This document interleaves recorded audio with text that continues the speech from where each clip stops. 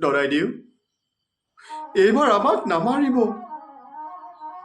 আপোনালোকক কৰজোৰে প্ৰাৰ্থনা কৰিছোঁ, আপোনালোকে এইবাৰ আমাক নামাৰিব। প্ৰত্যেক বছৰে আপোনালোকে আমাক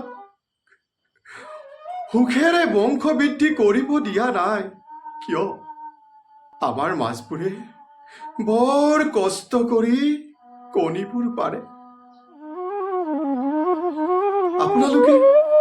আপোনালোকে আমাক সুবিধা প্ৰদান কৰক, আমাৰ বংশৰ বৃদ্ধিত সহায় কৰক।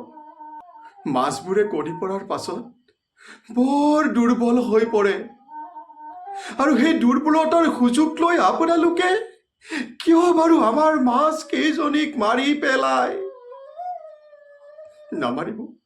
নামাৰিব দদাইটি, আমাৰ মাছ কেইজনীক নামাৰিব। সিহঁতক মাৰিলে সেই পোনাবোৰ কোনে চৰাব? কোনে ডাঙৰ দীঘল কৰিব?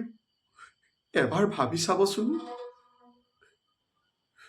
আপোনালোকে যেতিয়া হাতত পইচা, জাল, পল লৈ আহে, তেতিয়া আমাৰ বৰ ভয় লাগে। আমি কলৈ যাওঁ, কি কৰোঁ, আমি একো বুজি নাপাওঁ। অন্ততঃ এইবাৰ আপোনালোকে নাহিব।